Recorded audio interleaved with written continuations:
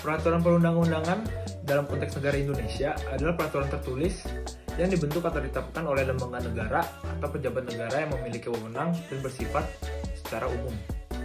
Undang-undang di Indonesia memiliki hierarkinya sendiri, yang berarti bahwa undang-undang yang lebih rendah tidak boleh bertentangan kepada undang-undang yang lebih tinggi. Dari peraturan undang-undangan tersebut, aturan yang mengenai ketentuan pidana hanya dapat dimuat dalam undang-undang dan peraturan daerah. Lalu ada teori Stufenbau atau teori piramida. Itu teori mengenai sistem hukum yang dipelopori oleh Hans Kelsen. Hans Kelsen mengatakan bahwa sistem hukum merupakan sistem anak tangga dengan kaidah berjenjang di mana norma hukum yang paling rendah harus berpegangan kepada norma hukum yang lebih tinggi. Dan kaidah hukum yang tertinggi harus berpegangan pada norma hukum yang paling mendasar.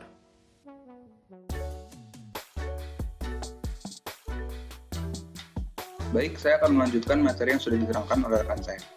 Hierarki atau tata urutan peraturan perundang-undangan di Indonesia merujuk pada pasal 7 ayat 1 Undang-Undang Nomor 12 Tahun 2011 tentang pembentukan peraturan perundang-undangan, sebagaimana telah diubah dengan Undang-Undang Nomor 15 Tahun 2019 tentang perubahan atas Undang-Undang Nomor 12 Tahun 2011. Peraturan perundang-undangan dibentuk dan ditetapkan oleh lembaga negara atau pejabat yang wewenang melalui prosedur yang ditetapkan dalam peraturan perundang-undangan. Berdasarkan Undang-Undang Nomor 12 Tahun 2011, jenis dari hierarki perundang-undangan sesuai dari urutan yang tertinggi, sesuai dengan yang dijelaskan oleh teman saya tadi. Yang pertama ada Undang-Undang 1945, ketetapan Majelis atau TAP MPR, Undang-Undang Peraturan atau Perpu, Peraturan Pemerintah atau PP, Peraturan Presiden, dan Peraturan Daerah atau Provinsi, Kabupaten, atau Kota. Berikutnya adalah penetapan peraturan undang-undang. Selain jenis dan hierarki, masih ada jenis peraturan undang-undang lain yang diakui keberadaannya. Peraturan perundang-undangan lain ini mempunyai kekuatan hukum yang mengikat sepanjang diperintahkan oleh peraturan perundang-undangan yang lebih tinggi atau dibentuk berdasarkan kewenangan peraturan undang-undangan. Peraturan perundangan yang dimaksud mencakup peraturan yang ditetapkan oleh yang pertama ada MPR, yang kedua ada DPR, yang ketiga ada DPD, lalu ada Mahkamah Agung, Mahkamah Konstitusi, Badan Pemeriksaan Keuangan, selanjutnya ada Komisi Yudisial, Bank Indonesia atau BI, lalu ada Menteri, badan, lembaga atau komisi yang setingkat yang dibentuk dengan undang-undang atau pemerintahan atas UU, lalu ada DPRD Provinsi dan DPRD Kabupaten atau Kota. Yang terakhir ada Gubernur, Bupati Wali Kota, Kepala Desa, atau yang setingkat. Materi selanjutnya akan dijelaskan oleh teman saya.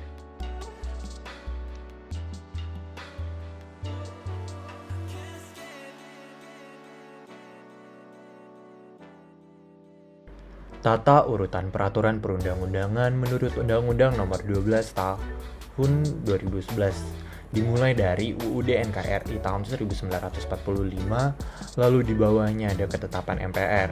Di bawahnya lagi ada mengenai undang-undang atau peraturan pemerintah pengganti undang-undang. Lalu ada peraturan pemerintah, peraturan presiden, peraturan daerah, provinsi, dan yang terakhir adalah peraturan daerah kabupaten atau UUD NKRI tahun 1945 ini ditetapkan oleh MPR yang terdiri dari DPR dan DPD, di mana materi dari Undang-Undang NKRI tahun 1945 ini meliputi mengenai jaminan hak asasi manusia setiap warga negara, lalu prinsip-prinsip dan dasar negara, dan yang terakhir adalah tujuan dari negara dan sebagainya. Ketetapan MPR sesuai dengan namanya tentu saja ditetapkan oleh MPR itu sendiri, yang dimana materi dari ketetapan MPR ini berisi mengenai ketetapan MPR sementara dan ketetapan MPR yang masih berlaku. Undang-undang atau peraturan pemerintah pengganti undang-undang, di mana rancangan undang-undang ini disetujui bersama oleh Presiden dan DPR. Pimpinan DPR lalu menyampaikan kepada Presiden untuk disahkan, paling lama dengan jangka waktu 7 hari setelah persetujuan bersama itu. Peraturan pemerintah pengganti undang-undang ini hadir apabila ada suatu kegentingan yang memaksa. Adapun materi mengenai peraturan pemerintah pengganti undang-undang ini yang pertama adalah pengaturan lebih lanjut mengenai kelanjutan Undang-Undang Dasar 1945. Lalu yang kedua adalah perintah suatu undang-undang untuk diatur dengan undang-undang. Yang ketiga adalah pengesahan perjanjian internasional tertentu. Yang keempat adalah tindak lanjut putusan MK dan atau pemenuhan kebutuhan hukum dalam masyarakat.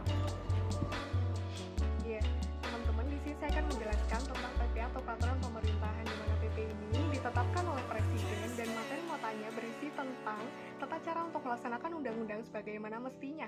Nah, di sini tata cara untuk perancangannya sendiri berasal dari kesepakatan menteri dan juga lembaga pemerintahan yang sesuai. Selanjutnya akan dibentuk panitia kementerian dan juga non-kementerian yang setelah sudah disepakati nantinya akan ditetapkan oleh Presiden dan nantinya akan diundangkan oleh Sekretaris Negara.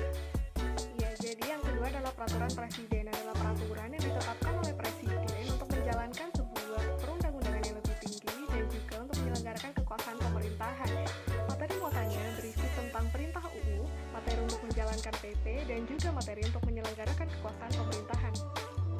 Selanjutnya adalah perda atau peraturan daerah provinsi yang ditetapkan oleh gubernur. Nah, cara perancangannya adalah yang pertama adalah yang diusulkan oleh DPRD, di mana DPRD ini mengusulkan secara tertulis kepada gubernur, selanjutnya akan dibahas bersama gubernur, dan nantinya setelah ada kesepakatan barulah nanti akan ditetapkan oleh gubernur. Dan yang kedua adalah yang diusulkan oleh gubernur, di mana gubernur mengajukan secara tertulis kepada DPRD provinsi, kemudian dibahas bersama DPRD provinsi, dan nantinya setelah ada kesepakatan nanti akan ditetapkan oleh gubernur. Materi muatannya berisi tentang penyelenggaraan otonomi daerah dan juga tugas pembantuan serta menampung kondisi khusus dan atau penjabaran tentang perundang-undangan yang lebih tinggi. Selanjutnya adalah perda kabupaten atau kota. Nah, teman-teman, perda kabupaten atau kota ini ditetapkan oleh bupati atau wali kota, di mana melalui pembahasan bersama DPRD kabupaten atau kota. Muatan yang terkandung di dalamnya itu tuh sama seperti perda provinsi, di mana materi muatannya berisi tentang otonomi penyelenggaraan daerah dan tugas pembantuan serta menambah kondisi khusus dan atau penjabaran lebih lanjut tentang perundang-undangan yang lebih tinggi.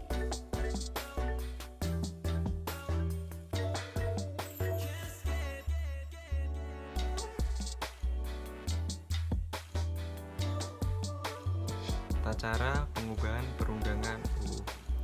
Menurut C.F. Strong, ada 4 cara perubahan UUD. Yang pertama, melalui lembaga legislatif biasa, tetapi di bawah batasan-batasan tertentu.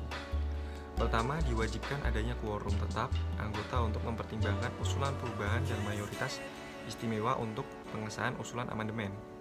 Lalu yang kedua, diwajibkan adanya pembubaran dan pemilihan umum, sehingga lembaga legislatif baru dibentuk dengan mandat untuk membahas usulan amandemen itu.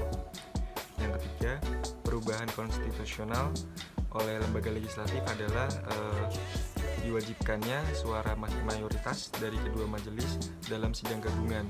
Artinya kedua majelis tersebut duduk bersama sebagai satu majelis. Lalu yang kedua, melalui rakyat lewat referendum. Jadi singkatnya adalah parlemen terlebih dahulu menyiapkan apa-apa saja yang akan diubah hingga tercapai kesepakatan sesuai quorum dalam konstitusinya. Kemudian parlemen meminta pendapat rakyat, diterima atau ditolak terkait perubahan itu. Intinya kedaulatan rakyat secara murni, dalam hal ini pemberlakuannya adalah legitimated. Yang ketiga, melalui suara mayoritas dari seluruh unit pada negara federal. Metode ini khas federasi. Tentu saja semua konstitusi federasi mewajibkan adanya persetujuan untuk amandemennya dalam satu bentuk atau bentuk lainnya. Di antaranya adalah persetujuan suara mayoritas atau seluruh unit federasi. Pengambilan suara tentang usulan itu dapat dilakukan melalui pengambilan suara rakyat atau lewat lembaga legislatif negara bagian yang berkepentingan. Lalu yang ketiga ada melalui konvensi istimewa. Perubahan menurut cara ini dilakukan oleh lembaga yang dibentuk dan diberi wewenang khusus untuk melakukan perubahan UUD. Setelah perubahan UUD selesai dilakukan, maka lembaga tersebut tidak diperlukan lagi dan dibubarkan.